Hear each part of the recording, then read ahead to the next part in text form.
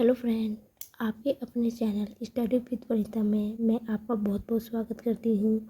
आज का जो हम प्रैक्टिस सेट करेंगे बहुत ही बेहतरीन प्रैक्टिस सेट लेके आई हूँ। मैं आज शुरुआत करेंगे अपने पहले क्वेश्चन से। क्वेश्चन समय दे रखा है, किसी जनपद में रहने वाले व्यक्तियों की संख्या 64,000 है। यदि यह जनसंख्या 2.1/2% वार्षिक की दर से बढ़ती है तो 3 वर्ष बाद वहाँ रहने वाले व्यक्तियों की संख्या हो जाएगी। ठीक है बच्चों, इस टाइप का क्वेश्चन से पूछ ले। देखो, ये जो क्वेश्चन है ये कंपाउंड इंटरेस्ट से है, मतलब चक्रवृद्धि ब्याज से है, लेकिन इस क्वेश्चन को थोड़ा घुमा दिया गया है जिससे बच्चों आप कंफ्यूज हो जाओगे कि ये क्वेश्चन तो नहीं है। लेकिन देखा जाए तो ये जो क्वेश्चन है ना, चक्रवृद्धि ब्याज से ही पूछा गया क्वेश्चन है, सिंपल इंटरेस्ट कंपाउंड इंटरेस्ट है। ठीक है, कैसे करेंगे? इसमें क्या है, 64,000 कितना दे रखा, पी दे रखा 64,000 हमें। ठीक है, उसके बाद हमें क्या दे रखा है, जनसंख्या इतनी वार्षिक की दर से है, तो आर कितना दे रखा है, 2.1/2 मतलब 5/2%। ठीक है, और क्या है, दर से बढ़ती है तो 3 वर्ष बाद वह रहने वाले व्यक्तियों की संख्या कितनी होगी। तो n कितना दे रखा हमें, 3 वर्ष दे रखा है। आपको पता है इसका फॉर्मूला क्या होता है अमाउंट निकालने का, p बराबर होता है a बराबर होता है p इंटू 1 प्लस r की पावर r/100 की पावर n। ये इसका फॉर्मूला होता है, यही होता है मिश्र धन निकालने का फॉर्मूला, p गुना 1 प्लस r/100 की पावर n। ठीक है, इस क्वेश्चन को जब भी आपको इस टाइप का क्वेश्चन पूछ लिया जाए, आप उस क्वेश्चन को हमेशा इस वाले फॉर्मूले से करना। तो कितना हो जाएगा, p कितना है 64,000, 1 प्लस r कितना है 5/2 की बटा 100 की पावर n कितना है 3 वर्ष। तो 64,000 1 प्लस 5/200 हो जाएगा, क्योंकि ये 100 है, यहाँ पे होगा 5 चौके 20, 40 की पावर क्यूब। तो 64,000 40 और 40 का 1/40 होगा, ये एलसीएम लेंगे 40 आएगा, तो 40 को 40 और 41/40 का क्यूब। 64,000 ठीक है, गुना 41 गुना 41 गुना 41/40 गुना 40 गुना 40, 3 जीरो से 3 जीरो कट गया, 4 चौके 16, 16 चौके 64, 64 से ये पूरा कट गया, कितना बचा 41 का क्यूब। 41 का क्यूब बचा है, तो 41 का क्यूब होता है 68,921। यही आपका राइट आंसर है।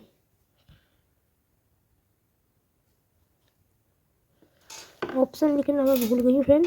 ठीक है, जब भी आपसे इस टाइप क्वेश्चन पूछ लिया जाएगी, किसी रहने वाले व्यक्ति की संख्या इतनी है, जनसंख्या इतनी वार्षिक दर से बढ़ती है, तो 3 वर्ष बाद रहने वाले व्यक्ति की संख्या कितनी होगी, आप इसे हमेशा मिश्र धन वाले फॉर्मूले से निकालना। ठीक है, उम्मीद है समझ में आपको आ गया होगा। नेक्स्ट क्वेश्चन पे बढ़ते हैं अपने। नेक्स्ट क्वेश्चन क्या दे रखा, 256 की पावर 1/2 माइनस के 133 की पावर 1/1331 की पावर 1/3 प्लस 23 गुना 13 का मान क्या होगा। जब भी आपसे इस टाइप का क्वेश्चन पूछ लिए जाए, जब भी आपको पता 256 16 का स्क्वायर होता है, और ये इसके साथ है तो ये गुना में हो जाएगा, क्योंकि आपको पता है x की पावर 2 की पावर 1/2 हो, तो पावर में जब भी ऐसे होती है तो उसको गुना में लिख सकते हैं। ठीक है, माइनस ये होता है 11 का क्या होता है, क्यूब होता है, गुना 1/3 प्लस 23 गुना 13, इससे ये कट जाएगा, इससे ये कट जाएगा, तो 16 की पावर 1 16, 11 की पावर 1 11, 23 गुना 13, 13 दूनी 39 का 3, 13 दूनी 26, 26 और 3 27, 13 दूनी 39 का 3, 13 दूनी 26, 26 और 3 39। ठीक है, 26 और 3 29 होगा, ना कि 39। ठीक है, इतना आपको समझ में आ गया। 16 में से 11 गए, 16 में से 11 जाएंगे, बचेगा 5 प्लस का 299, जोड़ेंगे तो 304 आएगा। Option number B. उम्मीद है समझ में आपको आ गया होगा। नेक्स्ट क्वेश्चन क्या है, दो उम्मीदवारों के बीच एक चुनाव में विजय उम्मीदवार को 2940 वैध मत प्राप्त होते हैं, जबकि पराजित उम्मीदवार को वैध मतों का 40% प्राप्त होता है। यदि डाले गए मतों का 2% आवेद घोषित कर दिया जाए तो डाले गए मतों की कुल संख्या कितनी है। क्वेश्चन देख लिए, फिर इसको सॉल्व करती हूँ। ठीक है, ठीक है, मान लिया कुल मतों की संख्या ए है। ठीक, अब उसने बोला कि उम्मीदवार को 2940 वैध मत प्राप्त होते हैं, जबकि पराजित उम्मीदवार को वैध मतों के 40% प्राप्त होते हैं। यदि डाले गए मतों का 2 आवेद घोषित किया जाए, अब तक कोई भी चीज़ 100% पे होती है। ठीक है, यदि 2% आवेद मान लिए जाए तो टोटल वेद कितने होंगे, 98% हो गए। 100 में से 2 घटा दो। यदि 100, अब आप चीज़ बताइए, तो कोई भी चीज़ अपने 100% पे होती है और तो 2% को आवेद मतलब नहीं है वो, तो कितने होंगे वैध, कितने होंगे 98 होंगे। तो 100 गुणा 98% हटाएंगे तो नीचे 100 आ जाएगा। ठीक है, गुना, अब उसने क्या बोला, 40% पराजित उम्मीदवार को वैध मतों का 40% प्राप्त होता है। जो वैध प्रतिशत 40 है, जो हार रहा है, तो जीतने वाले का 60 होगा। 100 में से 40 हटा देंगे तो 7% होगा जीतने वाले का। 60 बटा कितना 100, और ये किसके बराबर है, वैध मत कितने हैं 2940 के। ठीक है, अब इसको शुरू करते काटना पीटना, इससे ये कर दिया। ठीक है, 6 से काटो, 6 पंजे 6 चौके 24, 6 चौके 24, 5 54, 6 अट्ठे 54। ठीक है, इतना आ गया। अब कटेगा कितनी बार देखते हैं।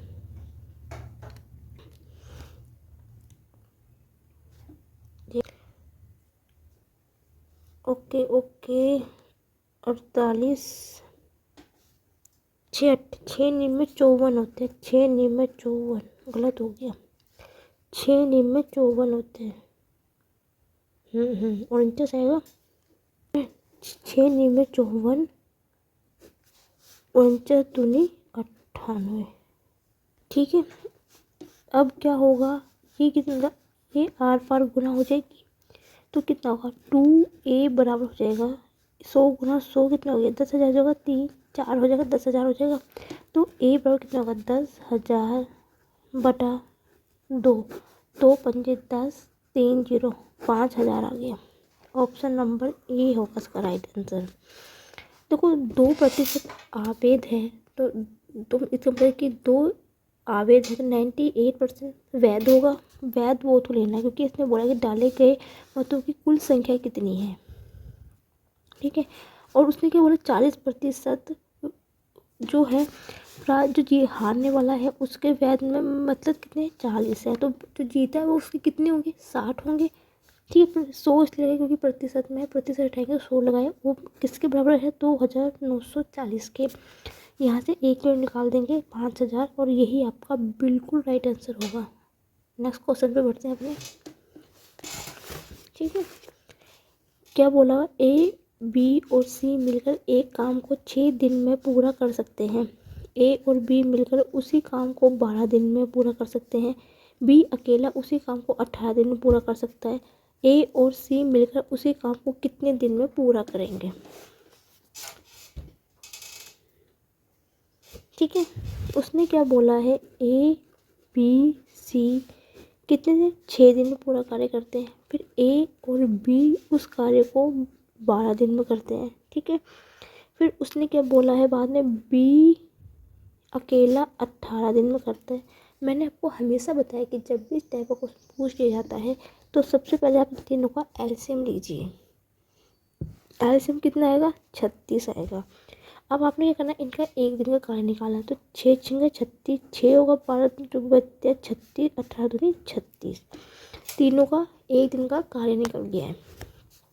आपको पता है ये हमेशा होता है कुल कार्य।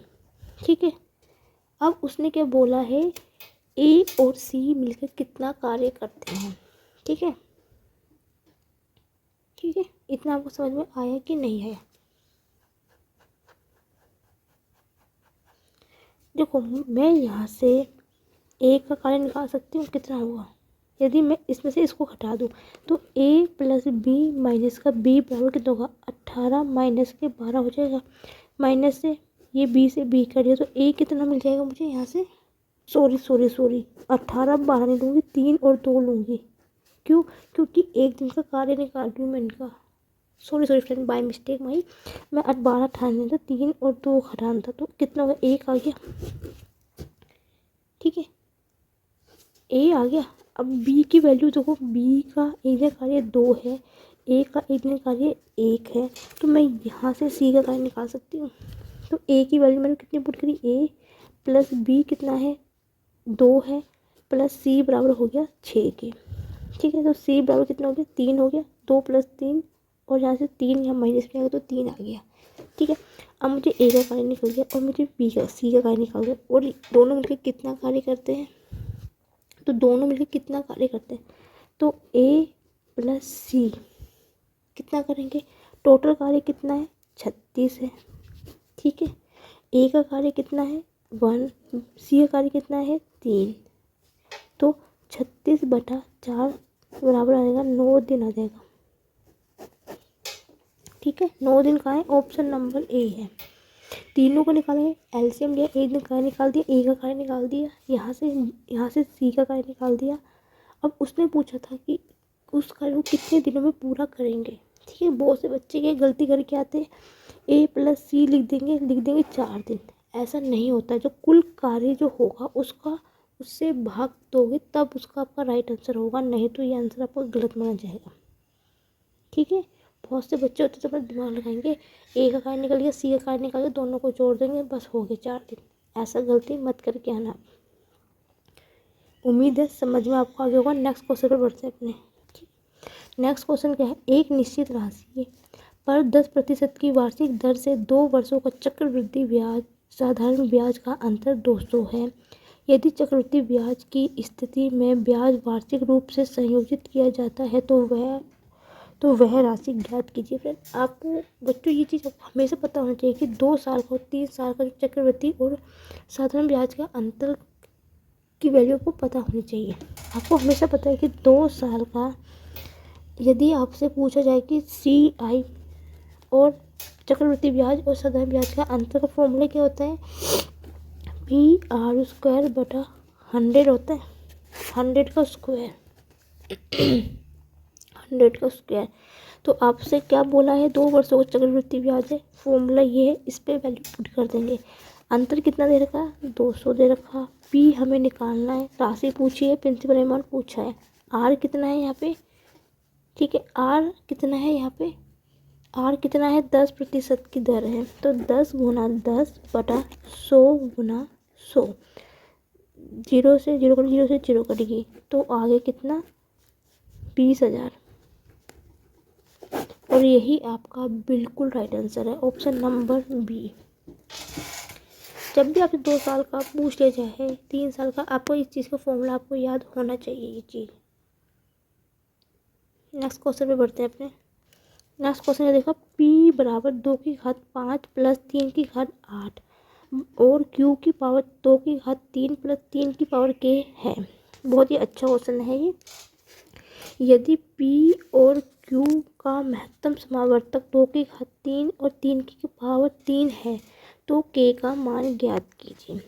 ठीक है, p कितना दे रखा, 2 की घात 5 गुना 3 की घात 8। क्यू कितना दे रखा हमें, 2 की घात 3 प्लस 3 की पावर k। और हमें HCF कितना दे रखा है, 2 की घात 3 गुना 3 की घात 3। ठीक है,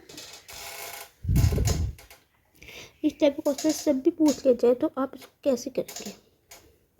सबसे पहले एक चीज़ आप हमेशा ध्यान रखना, जब भी आपसे HCF की बात की जाए घात में, पावर में, तो वहाँ पे सबसे छोटी पावर जो होगी, जो जिसकी घात सबसे छोटी होगी, वो आप हमेशा लेना।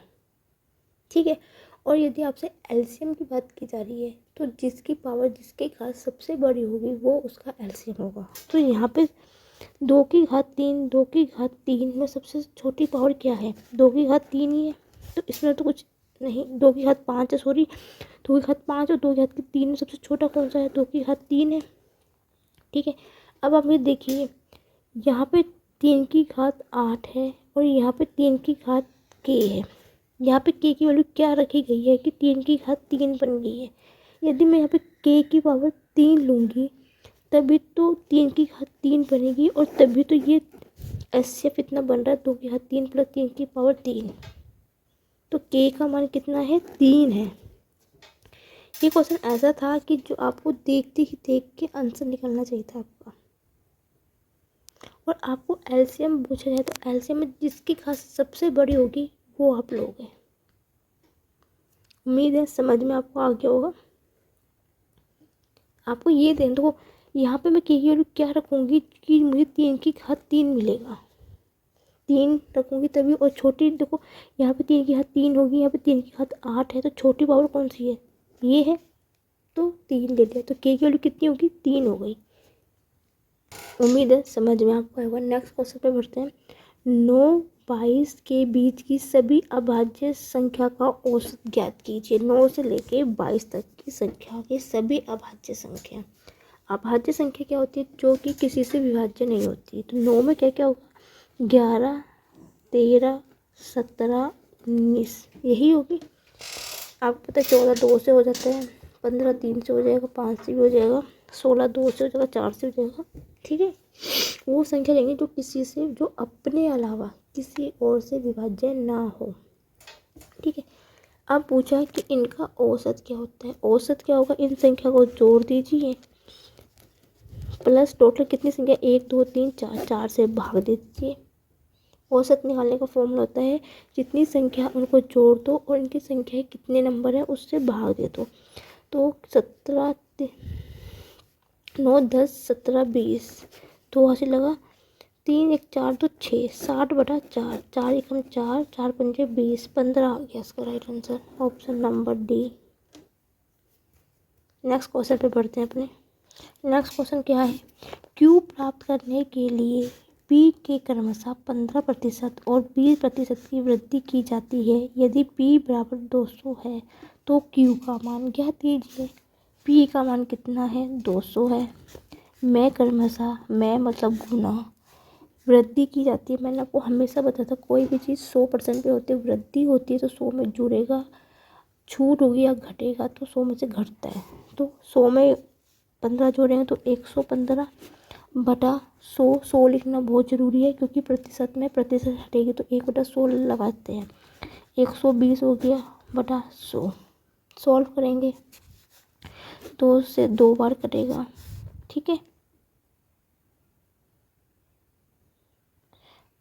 2 पंजे 10, 50, 0 से 0 कट गया, 5 दूनी 10, 5 दिया 15, 12 बचे 36, 6।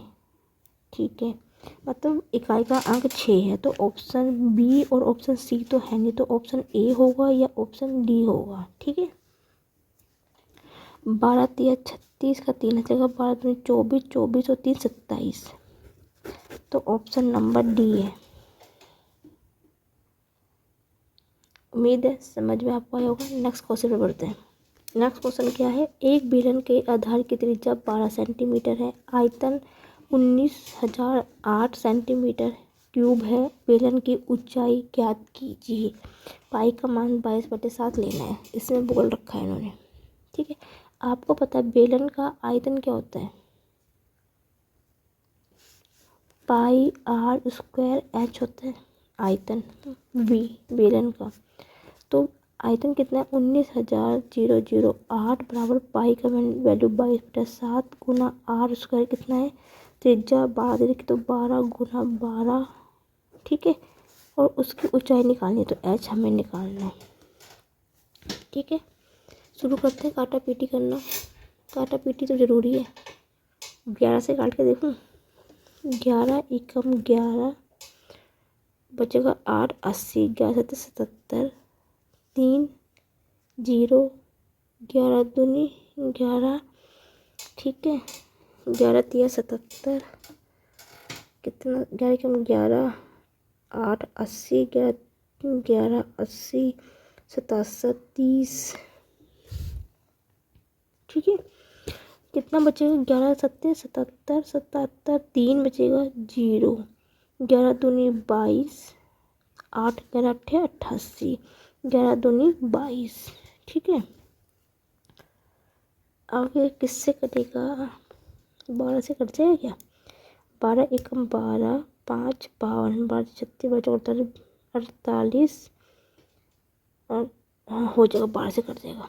12 एकम 12 12 एकम 12 5 बचेगा 52, 12 चौके 48 48 4 48 5 चौके 48, 12 का ये 12 बार करेगा, 12 का स्क्वायर 12 से 12 बार कटेगा 144, 2 छिक्के 12।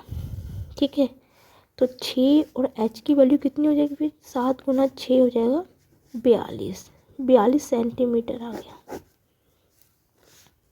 कैलकुलेशन का खेल है थोड़ा सा, और तो कुछ नहीं है इस क्वेश्चन में, बस ज़्यादा कुछ नहीं था, कैलकुलेशन थी बस ज़्यादा। थोड़ा सा कैलकुलेशन पे ध्यान देना, क्योंकि अपने बेसिक पॉइंट में सबसे पहले कैलकुलेशन आती है। कुछ क्वेश्चंस इजी होते हैं, बहुत ही इजी होते हैं, देख के ही आंसर निकल जाते हैं। कुछ ऐसे होते हैं कैलकुलेशन ज़्यादा पूछ ली जाती है कभी कभी, लेकिन ऐसी भी कैलकुलेशन नहीं होती कि कटेगी नहीं, कर जाती है ईजिली। नेक्स्ट क्वेश्चन क्या है, एक्स की धनराशि समान वार्षिक साधारण ब्याज दर पर 3 वर्षों के बाद 8,283 और 7 वर्षों के बाद 10,527 हो जाती है, एक्स का मान रुपए में क्या होगा। क्वेश्चन देखिए, बहुत ही अच्छा बेहतरीन क्वेश्चन है। उम्मीद है आपकी तैयारी बहुत अच्छी चल रही होगी इसमें। ठीक है, क्या बोला है उसने, 7 वर्षों का ब्याज कितना बोला है उसने, ओहो 7 वर्षों का ब्याज पहले कितना दे रखा उसने, 10,527। 3 वर्षों का कितना है, 8,283। ठीक है, 7 साल का इतना है, 5 साल का इतना है। ठीक है, तो एक्स का मान ज्ञात कीजिए। यदि मैं इन दोनों का अंतर निकाल दूं तो मुझे 4 साल का इंटरेस्ट मिल जाएगा। यदि मैं दोनों का अंतर निकाल दूं कितना है, ये 4 साल का इंटरेस्ट मिल जाएगा मुझे। 7 में से 3 गए 4, 12 में 4 8 गए 4, 4 में से गए 2, 8 में से गए 2, तो 4 साल का इंटरेस्ट मुझे कितना मिलेगा, 2,244 रुपये मिलेगा। मुझे मिला ये 4 साल का, मुझे सिंपल इंटरेस्ट मिल गया। साधारण ब्याज मुझे कितना मिल गया, साधारण ब्याज मुझे कितना हो गया, 2,244 मिल गया। इतना आपको समझ में आया कि नहीं आया। ठीक है, जब 4 साल का मुझे इतना मिल गया तो 3 साल का कितना होगा, 3 साल का इंटरेस्ट कितना होगा, 2,244 बटे 4 गुना 3 होगा। जैसे यदि मैं यहाँ से 1 ईयर का निकालूंगी तो 2,244 बटा 4 होगा, यही तो होगा। 1 साल का निकालूंगी तो 3 साल का क्यों लिया, क्योंकि जो छोटी जो पूछी गई होगी 3 वर्षों के बाद, तो आपको 3 वर्षों का ही वहाँ पे निकालना पड़ेगा, ना कि 4 का। ये चीज़ का ध्यान रखना, क्योंकि उसने क्या बोला है, एक्स का मान ज्ञात करना है, क्योंकि एक्स की धनराशि समान वार्षिक साधारण ब्याज दर 3 वर्षों के बाद इतनी है, 7 वर्षों के बाद इतनी है। ठीक है, यहाँ से कितना निकलेगा, 4 से काटती हूँ, 4 पंजे 20, 2 देगा 8, 4 पंजे 20, 4 छक्के 24, 4 एकम 4, 3 एकम 3, 6 18, 15 1 16, इतना मिल जाएगा। 3 साल का इंटरेस्ट मुझे कितना मिल गया, 3 साल का मुझे सिंपल इंटरेस्ट मुझे कितना मिल गया है, 1683 रुपये मिल गया है। इतना समझ में आया कि आपको नहीं आया? ठीक है, जब मुझे 3 साल का मुझे इंटरेस्ट कितना मिल रहा है, 1683, और उसने क्या बोला है कि 3 वर्ष के बाद मुझे कितनी मिल रही राशि, 8283 में से मैं 3 साल का इंटरेस्ट घटा दूंगी तो मुझे वैल्यू पता चल जाएगी कि मुझे एक्स में कितने रुपए मेरे पास, यहाँ पे एक्स में कितने रुपए होंगे तब मुझे ये इंटरेस्ट मिला है, ये और ये इंटरेस्ट मिला है। मैंने 3 साल क्यों लिया, क्योंकि मुझे पहले, क्योंकि आप एक चीज़ मुझे बताइए, 3 साल और 4 साल है, ठीक है, आप 3 साल से पता लगा सकते हो ना कि आपको इंटरेस्ट कितनी, कि आपकी धनराशि कितनी होगी। पहले 5 साल में कैसे बढ़ जाओगे, पहले 3 साल का तो पता हो चले मुझे कि धनराशि मेरे पास कितनी है, इसलिए मैंने यहाँ पे 3 ईयर का निकाला है। ठीक है, घटाएंगे 0 0, 12 में से गए 6, 7 में से 1 गए 6, मतलब 6600 है। ऑप्शन नंबर बी, बहुत ही बेहतरीन क्वेश्चन था ये। आपने क्या करना है, 7 साल का में इंटरेस्ट कितना दे रखा है, 10,000 इतना दे रखा है, 3 का इतना, यदि मैं इनमें से इनको घटा दूंगी तो मुझे 4 साल का इंटरेस्ट मिल जाएगा। सिंपल इंटरेस्ट कितना मिला है, 2224। ठीक है, यदि मुझे 4 का इतना, 3 साल में मुझे कितना मिलेगा, ये बटा 4 गुना 3, यहाँ से कितना मिलेगा, 1683। अब मुझे ये चीज़ देखो, 3 साल बाद के बाद कितना है, इतना मिल रहा है साधारण ब्याज। तो साधारण ब्याज में से मैं अपना इंटरेस्ट निकाल दूंगी 3 साल का, तो मुझे पता चल जाएगा ना कि मेरे पास धनराशि कितनी थी जो मैंने बैंक में जमा करी है, तो मुझे इतना इंटरेस्ट मिल रहा है। उम्मीद है समझ में आएगा। मैथ्स को जितना आप प्रैक्टिकल लोगे ना, उतनी जल्दी समझ में आएगा। अपनी रोजाना अपनी पर्सनल लाइफ में जितना आप इंक्लूड करोगे ना मैथ्स को, उतनी जल्दी आपको समझ में आएगी मैथ। उम्मीद है समझ में क्वेश्चन आ गया, और नहीं भी आएगा तो मुझे कमेंट सेक्शन में लिख के आप बता दीजिएगा कि आपको कहाँ पे कौन सा पॉइंट समझ में नहीं आया। नेक्स्ट क्वेश्चन पे बढ़ते हैं। क्वेश्चन क्या है, यदि a बराबर 1/2 प्लस 1/3 गुना 1/4 भाग 1/5 माइनस का 1/6 और b का मान 1/2 भाग 1/3 गुना 1/4 प्लस 1/5 है, तो a माइनस b का वैल्यू ज्ञात कीजिए। पहले मैं a को लेती हूँ, 1/2 प्लस 1/3 गुना 1/4, देखो भाग में है, भिन्न को पलटूंगी तो नीचे वाली वैल्यू ऊपर आ जाएगी, भिन्न को पलटा जाता है तो, ठीक है, माइनस का 1/6। इसको मैं लिख सकती हूँ 1/2 प्लस 1/3,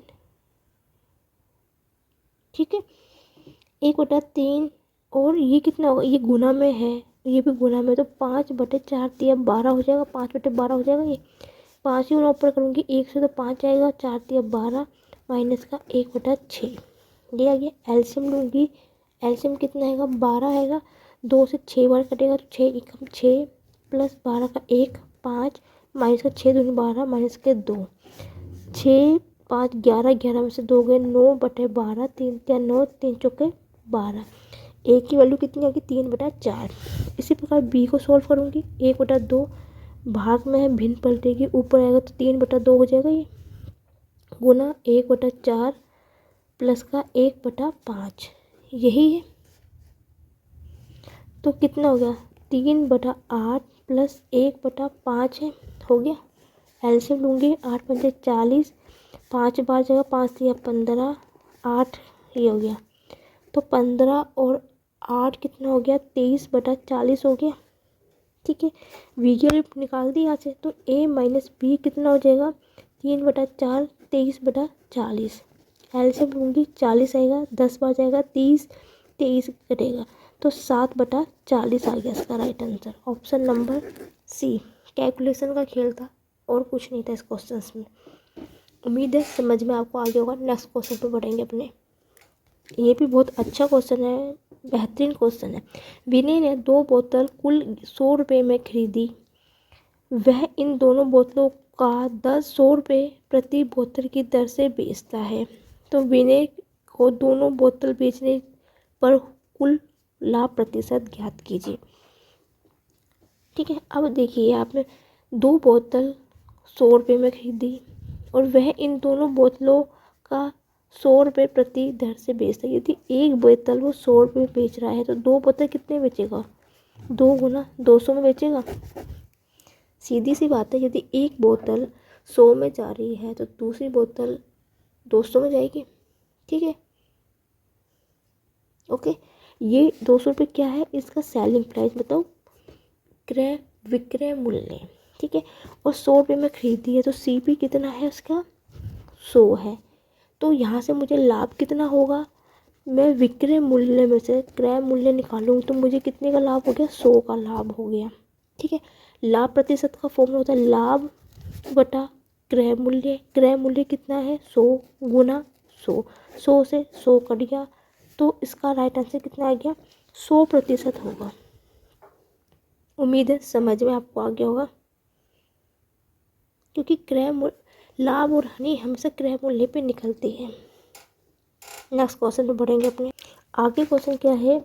एक डेस्कटॉप का विक्रय मूल्य इस डेस्कटॉप को बेचने पर अर्जित लाभ 9 गुना है। लाभ प्रतिशत ज्ञात कीजिए।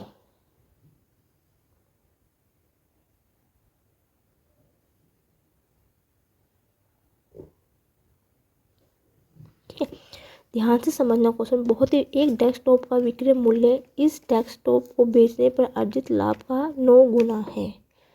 यहाँ पे क्या बोला है? जो 9 गुना है। SP कितना दे रखा मुझे? 9 दे रखा है। और वस्तु कितनी बेची गई है? 1। मतलब कितने का प्रॉफिट हो रहा है मुझे? 1 का। ठीक है, समझ में आया?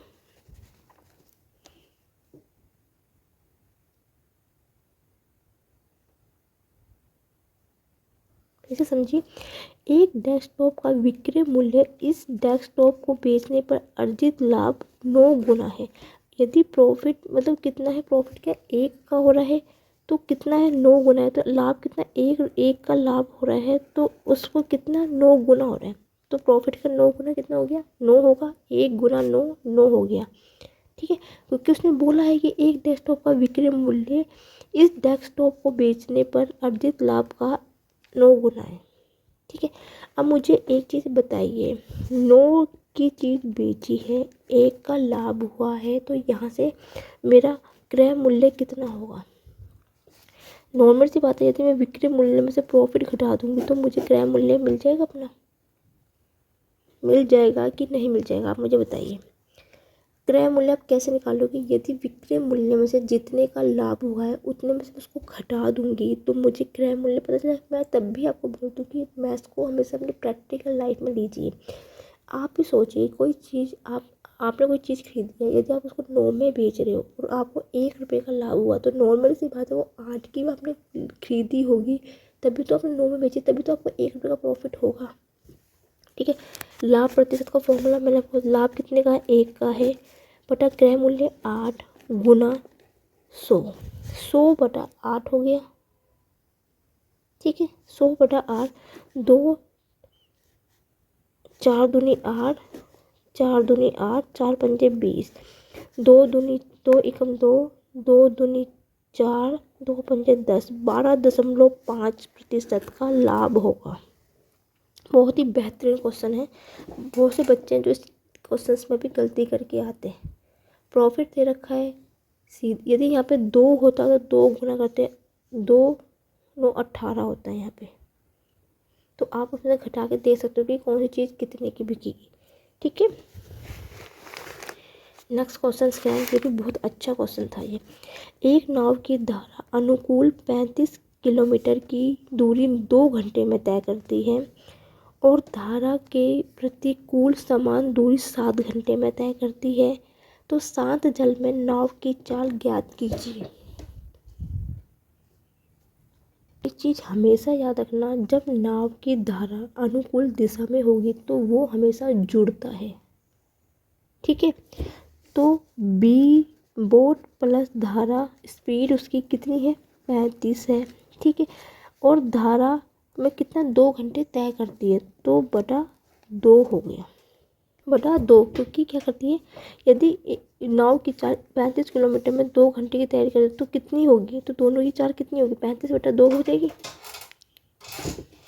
ठीक है, कैसे आपसे सोच रहे हैं, यदि 2 घंटे में बोट और धारा बराबर 35 के है तो बोट और धारा कितना होगी 35/2 होगी। यही तो मैंने यहाँ पे लिखा है,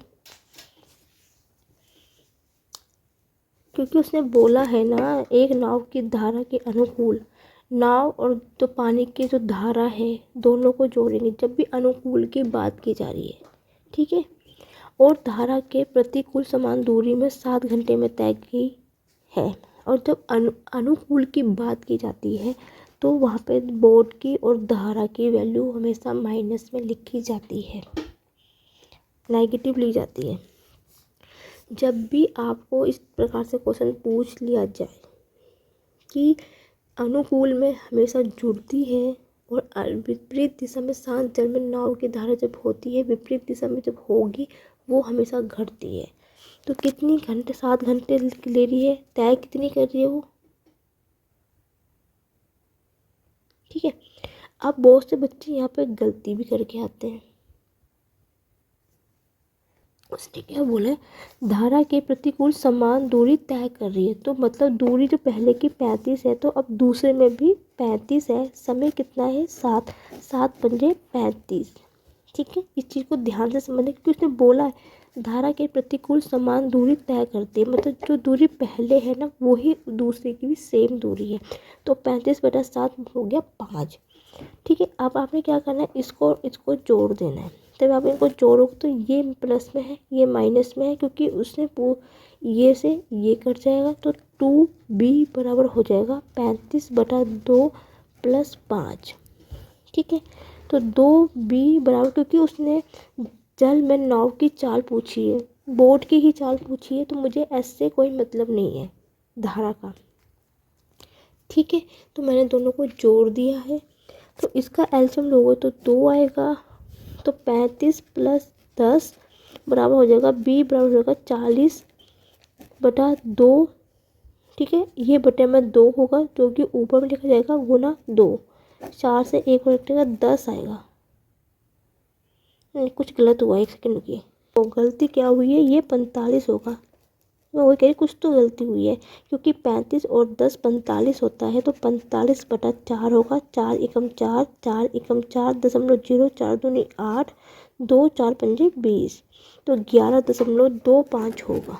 ठीक है, उम्मीद है समझ में आओगे। बस थोड़ा सा ये चीज़ समझना कि जब अनुकूल की बात की जाती है तो नाव और जो धारा होती है वो जुड़ती है, जब विपरीत दिशा की अनुकूल की बात होती है शांत जल में तो वो हमेशा घटती है। ठीक है, क्योंकि बोर्ड की पूछी गई है तो मैंने दोनों को जोड़ा, यहाँ से मैंने बोर्ड की चाल निकाल दी। ठीक है, उम्मीद है समझ में आपको आ गया होगा। आधे बच्चों को ये भी कंफ्यूज होती है कि बटे में क्यों लिखा, मैंने ऐसे बता दिया, आपको ऐसा भी समझ में नहीं आ रहा है। ठीक है, तो आपको पता है चाल बराबर होता है दूरी बटा समय। ठीक है, यदि आपको यहाँ भी इतनी कन्फ्यूजन क्रिएट हो रही है, इसको भी मत कीजिए, तो आप लिखिए चाल बराबर होता है दूरी बटा समय। दूरी कितनी है 35 किलोमीटर, समय कितना है 2, तो आप इसको ऐसे भी निकाल सकते हैं जैसे आपको ठीक लगता है। उम्मीद है समझ में क्वेश्चन आ गया होगा। नेक्स्ट क्वेश्चन पे बढ़ते हैं अपने। एक ये क्वेश्चन है, दिए गए व्यंजन का माध्य ज्ञान ज्ञात कीजिए। इसका आंसर देखते ही पता लगाते हैं, जब भी आपको इस तरह का क्वेश्चन है तो इसके अपने गुणनखंड कर देने। 5 × 4 = 20 होता है, और गुणनखंड आपने ऐसे करने हैं जिनके बीच का अंतर हमेशा 1 हो। ठीक है, अंतर आपने गुणनखंड ऐसे करने हैं जिनके दो संख्याओं का बीच का अंतर हमेशा 1 हो। ठीक है, और क्योंकि बीच में यदि ऋणात्मक का चिन्ह है, माइनस का चिन्ह है, जो छोटी संख्या है वो आपका आंसर होगा। ठीक है, यदि प्लस में होगा जो बड़ी संख्या है वो आपका आंसर होगा। देखते ही आंसर निकलता है इसका। तो उम्मीद है समझ में आपको होगा। एक नेक्स्ट क्वेश्चन क्या है, एक लंब वृत्तीय शंकु के आधार का परिमाप 8 सेंटीमीटर है। यदि शंकु की ऊंचाई 21 सेंटीमीटर है तो इसका आयतन ज्ञात कीजिए। आंसर पाई में है, तो पाई की वैल्यू यहाँ पे ध्यान करके रखनी है कि नहीं रखनी है? नहीं रखनी है, क्योंकि पाई की वैल्यू रखनी होती है तो वो क्वेश्चंस में बोल दिया जाता है। आपको पता है शंकु एक इस प्रकार का शंकु होता है, ठीक है, जहाँ पे क्या बोला है, आधार का परिमाप 8 सेंटीमीटर है। ऊंचाई, ये इसकी ऊंचाई होती है, ये 21 सेंटीमीटर दे रखी, तो आयतन ज्ञात कीजिए, ठीक है। और आपको पता है त्रिज्या हमेशा ये होती है r, ठीक है। आपको पता है शंकु का परिमाप कितना होता है, 2 पाई r होता है, बराबर 8 के हो गया। और आयतन क्या होता है इसका, 1/3 पाई r स्क्वायर h होता है, ठीक है। तो मुझे r की वैल्यू चाहिए। r की वैल्यू मैं यहाँ से निकालूँ तो कितना आएगा, r/2 पाई हो जाएगा, 2 दूनी 4, मतलब 4/पाई हो गया। अब मैं वैल्यू यहाँ पे पुट कर देती हूँ उसकी, 1/3 गुना पाई गुना r स्क्वायर, 4/पाई गुना 4/पाई गुना h, कितना दे रखा मुझे, 21 सेंटीमीटर। पाई से पाई कट गया, 3 सत्ते 21, 16 सत्ते होता है 112/पाई centimetre cube. Option number D है, ठीक है। उम्मीद है समझ में आ गया होगा आपको। वैल्यू पुट करनी थी और कुछ नहीं करना था। नेक्स्ट क्वेश्चन क्या दे रखा है, यदि a क्यूब माइनस के बी क्यूब बराबर 56 के हैं तो a माइनस बी बराबर 2 के हैं, तो a square plus B square का भी मान ज्ञात कीजिए। ठीक है, आपको पता है कि a माइनस बी का होल क्यूब बराबर क्या होता है, a क्यूब माइनस का बी क्यूब माइनस का 3ab a माइनस बी, यही होता है, ठीक है। क्योंकि मैंने क्यों रखा, क्योंकि a minus A cube minus B cube की वैल्यू मुझे पता है, ठीक है। a माइनस बी की वैल्यू भी मुझे पता है, a इंटू बी की वैल्यू निकल जाएगी यहाँ से। थोड़ा सा दिमाग लगाने की चीज़ है इसमें, और कुछ नहीं बस। तो वैल्यू पुट करती हूँ, कितना हो गया 56 माइनस के 3ab, a माइनस बी कितना हो गया 2 हो गया, और कितना हो गया 56 माइनस के 6ab हो गया। तो यहाँ से मैं निकालूंगा तो ए बी कितना होगा, 56/6 हो जाएगा, ठीक है। कुछ गलत तो नहीं कर रही हूँ मैं, कुछ गलत तो नहीं हो गया। ओहो, a माइनस बी का होल क्यूब किया तो मैं रखना भूल गई, तो 2 का क्यूब कितना होगा 8 होगा। कुछ तो गलत होगा, मैं वही तो सोच रही हूँ, कुछ तो गलत होगा यहाँ पे। तो यहाँ पे a माइनस बी का होल क्यूब है, तो a माइनस बी की वैल्यू कितनी है 2 है, 2 का क्यूब कितना हो गया 8 हो गया। तो माइनस के 6ab बराबर 56 में से 8 घटेंगे तो 48 होगा, माइनस का कट गया, 6 से कटेगा, कितनी बार कटेगा ये, 6 6 8 48, तो a और b कितना आ गया 8 आ गया, ठीक है। अब मुझे a square plus B square की वैल्यू निकालनी है। आपको पता है कि a प्लस बी का होल स्क्वायर बराबर क्या होता है, a square plus B square plus का 2ab होता है, यही होता है ना, ठीक है। इतना आपको समझ में आ गया कि नहीं आया? प्लस मत रखना, क्यों नहीं रखना, क्योंकि मुझे a माइनस बी की वैल्यू पता है, तो यहाँ पे माइनस में लिखना, तो ये माइनस का 2ab होगा। बहुत से बच्चे जो यहाँ पे इतनी सी मेजर गलती करके आते हैं, तो आप माइनस का फ़ोन लगाना, क्यों, क्योंकि मुझे यहाँ पे वैल्यू रखनी होगी, तो वैल्यू तो मुझे a माइनस बी की पता है, तो a माइनस बी का होल स्क्वायर करना, क्योंकि माइनस का 2ab होगा, उससे आपको कोई फ़र्क नहीं पड़ता, आपको मेन इससे फ़र्क है। तो a माइनस बी का होल स्क्वायर, 2 का स्क्वायर कितना हो गया 4, a square plus B square की वैल्यू मुझे निकालनी है, ठीक है। माइनस के 2 गुना 8 गुना 16, तो a square plus B square 16 यहाँ प्लस में जाएगा तो 20 आ जाएगा, ठीक है। ऑप्शन नंबर सी, ठीक है।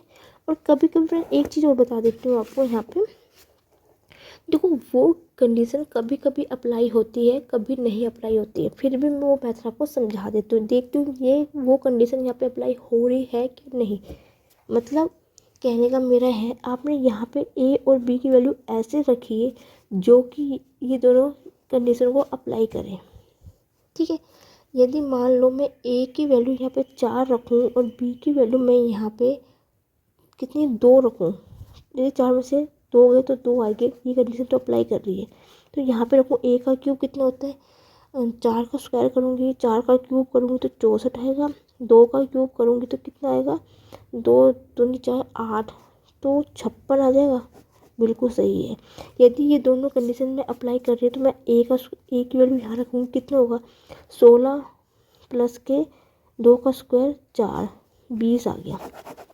ठीक है, ये चीज़ तब आपका मतलब, मेरा कहने का मतलब ये है, आपने ए और बी की वैल्यू यहाँ पुट करनी है, देखनी ये कंडीशन अप्लाई हो रही कि नहीं, मतलब लेफ्ट हैंड साइड बराबर राइट हैंड साइड के हो रहा है कि नहीं हो रहा है। और आपको ये अप्लाई यहाँ पे करके देखनी है कि ये left hand side right hand side के बराबर हो रहा है कि नहीं हो रहा है। यदि ये दोनों सेटिस्फाई कर रही है तब आप सीधा यहाँ पे वैल्यू रख दीजिए। लेकिन फ्रेंड ये आपके लक पर डिपेंड करता है कि एग्जामिनर किस प्रकार का क्वेश्चन बना रहा है। कभी कभी काम आ जाता है, अप्लाई हो जाता है, आंसर सही आ जाता है।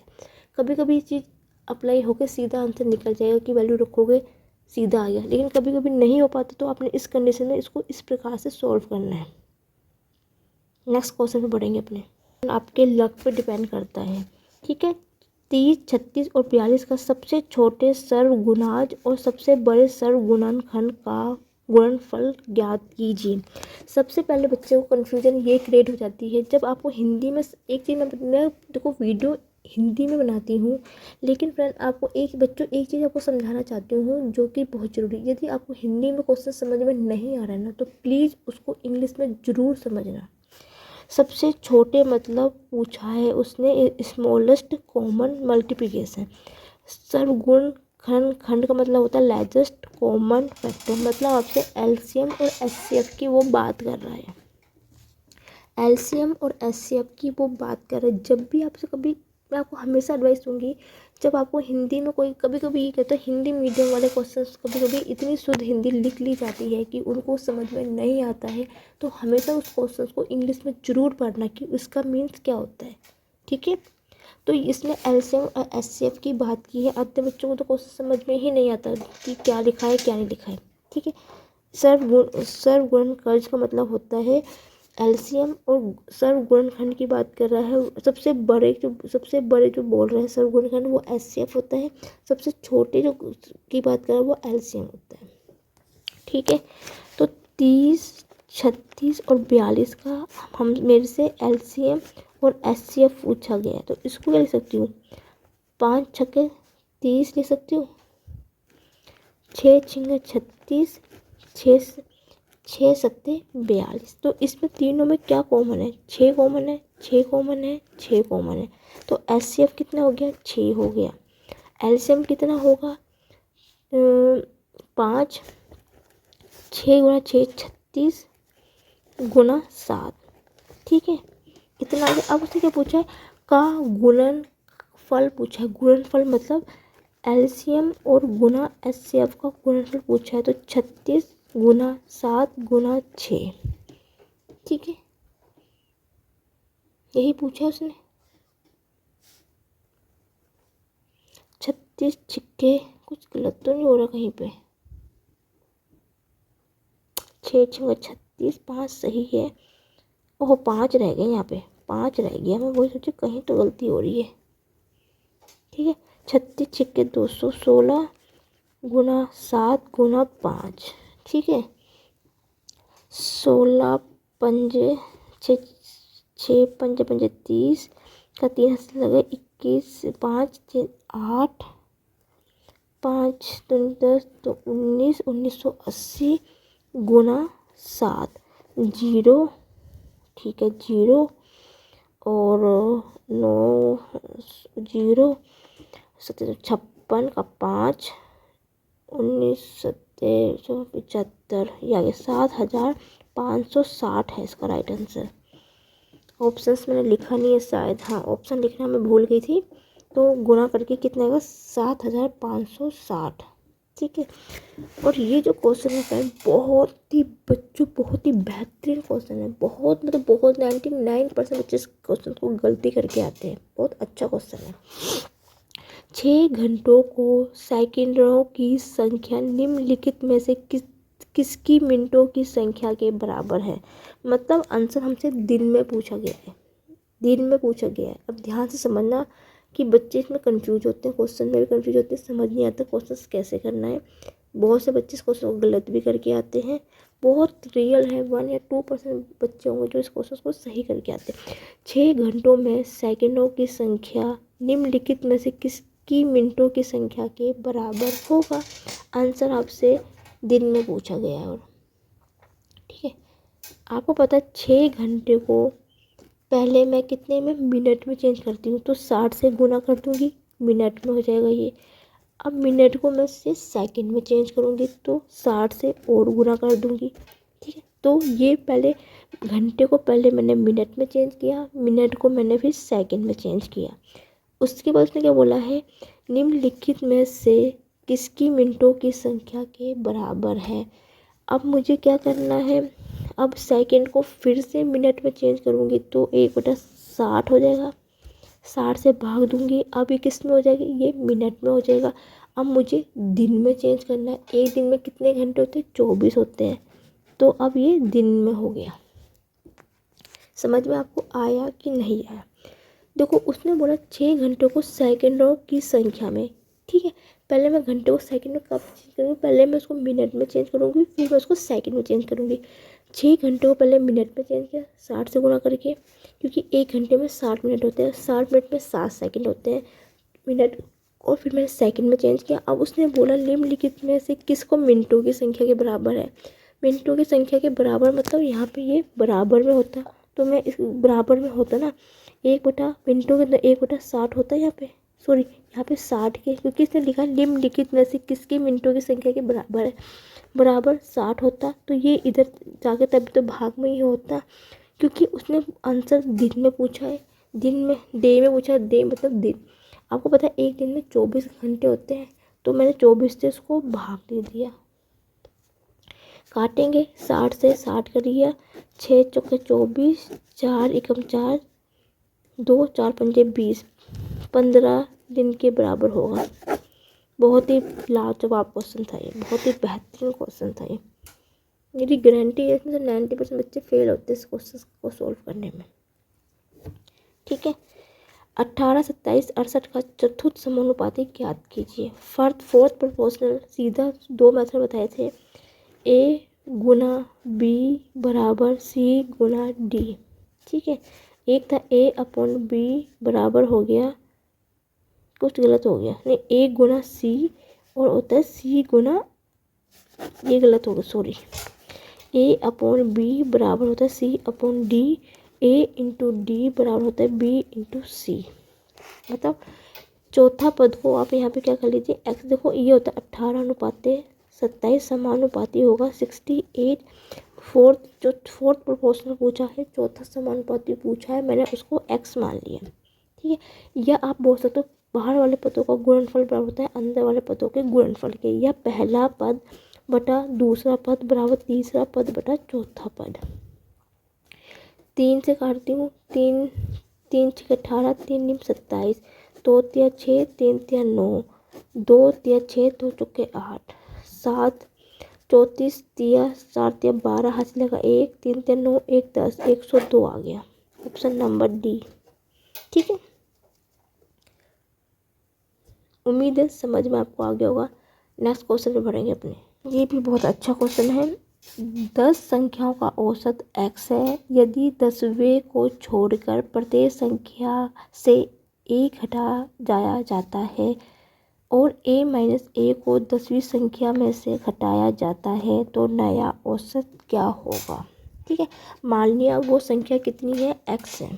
ठीक है, ठीक है, मान ली जो 10वीं संख्या है वो x है, तो उसका औसत कितना हो जाएगा, 10x हो जाएगा।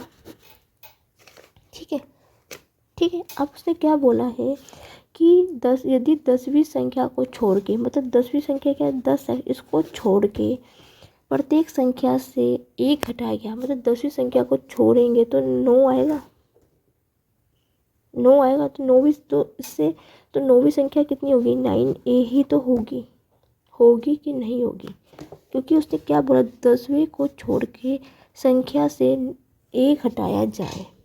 ठीक है, एक हटाया जाए, ठीक है, एक हटाया जाता है तो a को 10वीं संख्या से घटाया जाता है।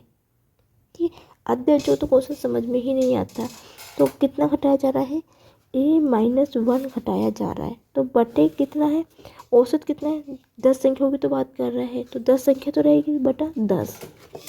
आपको समझ में आया कि नहीं।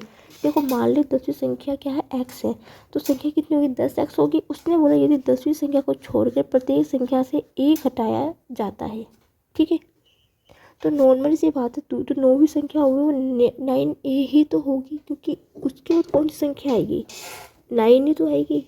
10वीं को छोड़ दूंगी तो तभी तो 9 होगी ना। तो a को 10वीं संख्या से घटाया जाता है, a को घटाया गया 10वीं संख्या, 10 में से घटा दिया 9a को।